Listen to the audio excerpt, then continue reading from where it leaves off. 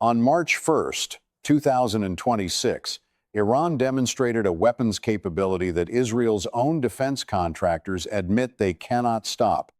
The Fattah-2 hypersonic glide vehicle travels at Mach 15, maneuvers during terminal phase, and according to Military Watch magazine, Caspian Post, and Caliber.az, penetrated a fortified Israeli command center, killing 7 senior officers despite 10 interceptor missiles being fired at it. Yuval Beseski, vice president of Rafael Advanced Defense Systems, the company that builds Israel's missile defense systems, said on the record that defending against hypersonic missiles is like defending LeBron James with a single player. Those are not Iranian sources. That is the Israeli defense industry admitting the physics have changed. Here is what happened, what it means, and why Western outlets are handling this story with such extraordinary caution. Subscribe to Pivot Analysis right now and turn on notifications. What is being documented here represents a fundamental shift in the military balance of the Middle East, and the gap between what regional defense publications are reporting and what mainstream Western media is willing to verify requires the kind of analysis that examines the evidence rather than simply transmitting the official version. Before going further, it is necessary to establish clearly what is confirmed, what is being reported by credible defense outlets but not verified by mainstream sources, and what remains analytically unknown. This framework matters because the story being told by regional defense media and the story being told by Western mainstream outlets are not the same story, and that discrepancy is itself analytically significant. What is confirmed beyond dispute? Iran deployed the Fattah-2 hypersonic glide vehicle in combat for the first time during strikes on March 1st, 2026. The baseline Fattah missile, which uses an advanced maneuvering re-entry vehicle rather than a true hypersonic glide vehicle, was reported used on February 28th. Multiple Iranian strikes hit Israeli territory throughout the first week of March. Footage from Israel shows missile impacts with trajectory and speed characteristics matching hypersonic systems. Israel's missile defense establishment has publicly stated that hypersonic weapons present challenges that existing interception architectures cannot reliably address. What is being reported by regional defense outlets but absent from Western mainstream coverage? Military Watch magazine, a defense-focused publication, reported that a Fattah-2 strike hit a fortified IDF command center, causing the deaths of 7 senior officers and multiple additional casualties. Caliber.az and Caspian Post carried similar reports, citing the same incident. Footage allegedly shows the moments of impact. The claim includes the detail that 10 interceptor missiles were fired at the incoming weapon and all 10 failed to achieve interception. What remains unknown? Whether mainstream Israeli and Western media outlets have not reported this specific command center incident because it did not occur as described, because details are being suppressed for operational security reasons, or because verification has proven impossible, the identity of the 7 officers if the incident occurred, the specific location of the alleged command center, the operational impact on Israeli command structure if casualties of this magnitude occurred. The tactical data from the night of March 1st requires precise examination because what Iran deployed was not a conventional ballistic missile that follows a predictable arc through space.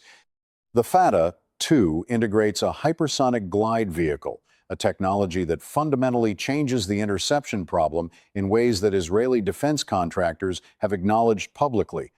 To understand why defense planners treat this system with the seriousness they do, the flight profile matters. A traditional ballistic missile launches, reaches apogee, and descends along a trajectory that radar systems can calculate with high precision. Interceptors are positioned along that predictable path. The Fattah-2 behaves differently. After the boost phase, the hypersonic glide vehicle separates and begins maneuvering flight through the upper atmosphere at speeds reported between Mach 13 and Mach 15. It can execute lateral maneuvers thousands of kilometers above the Armstrong limit. It can alter course in both pitch and yaw.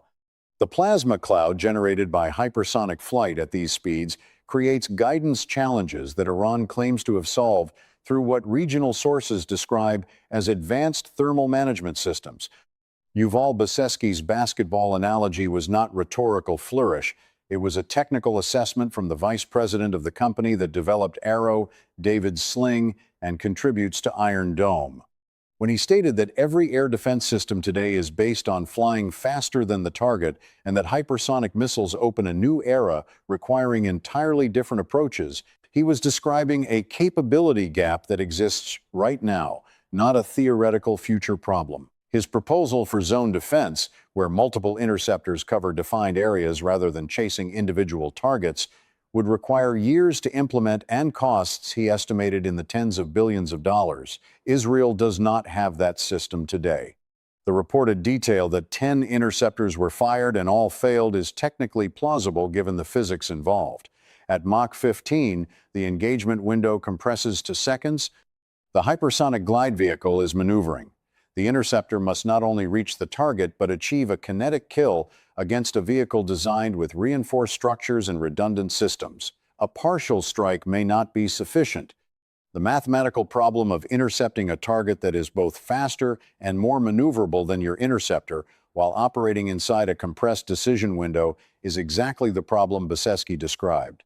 Here is where the analytical challenge becomes acute.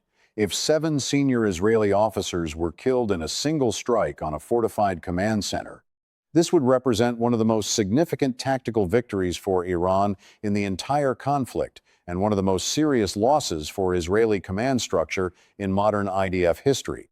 The October 7th attacks, which mainstream media covered exhaustively, resulted in the deaths of multiple IDF officers across different locations and ranks.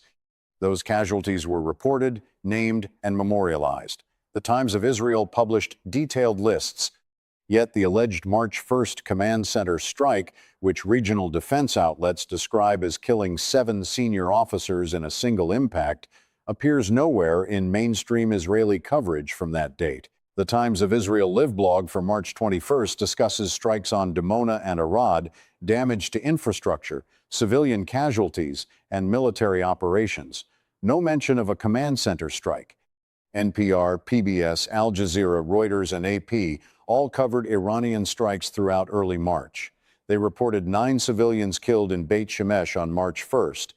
They reported strikes near Israel's nuclear research facilities. They reported damage across multiple cities, but this specific incident does not appear in their coverage.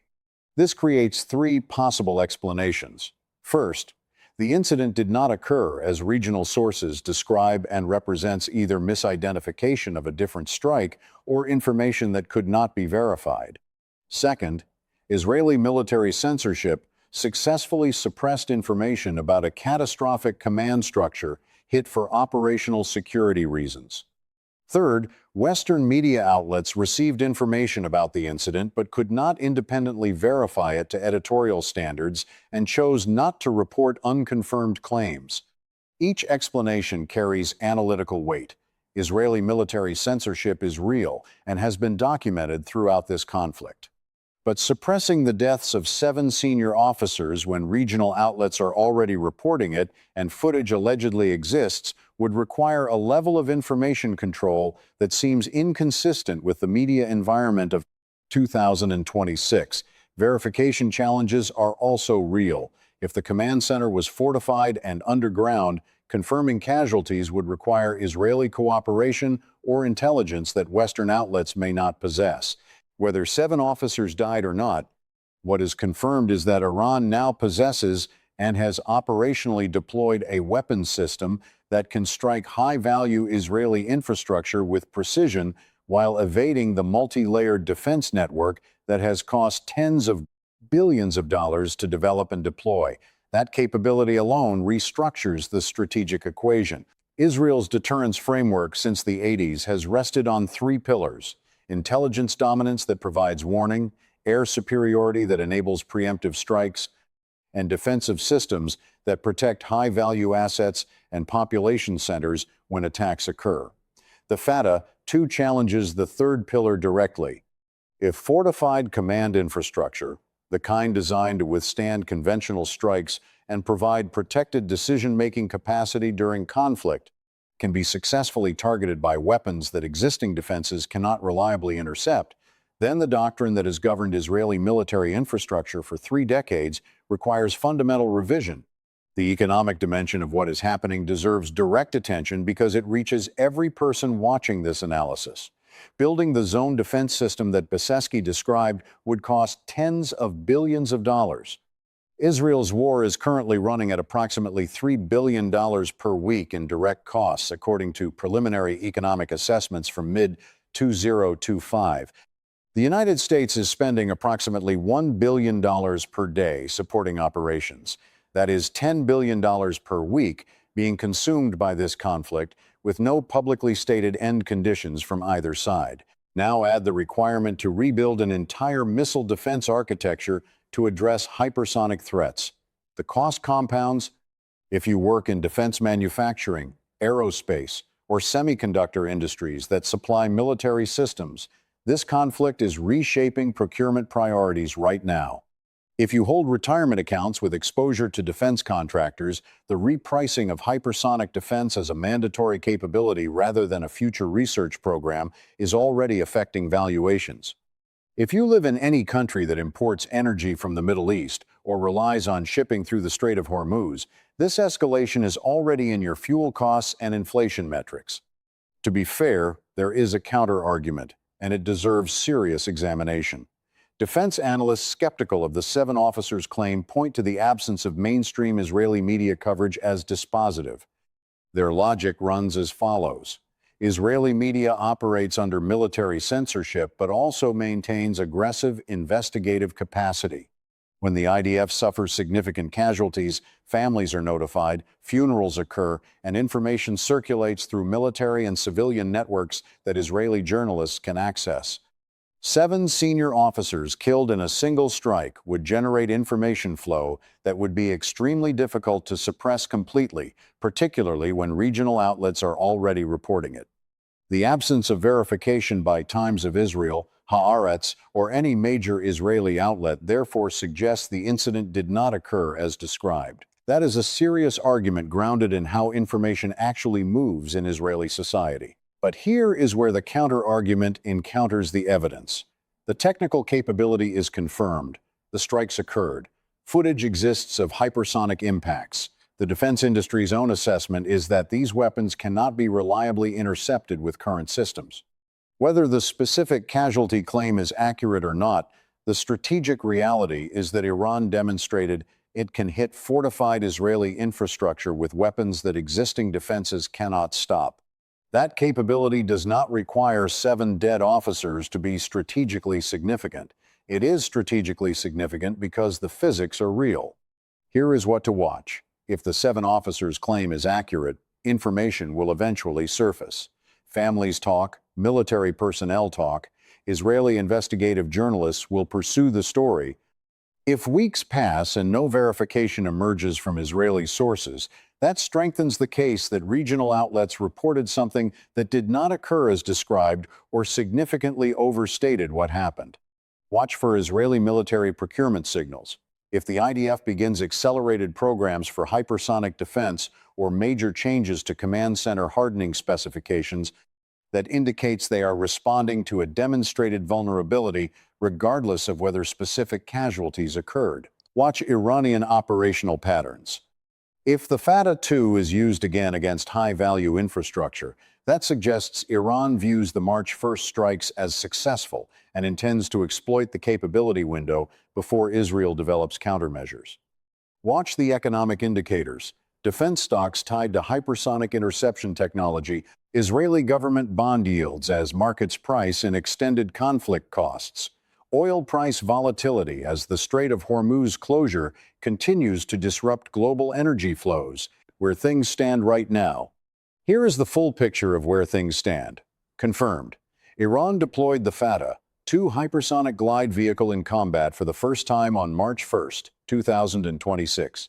The weapon travels at Mach 13 to 15, maneuvers during flight, and can evade existing Israeli air defense systems, according to assessments from Israeli defense contractors.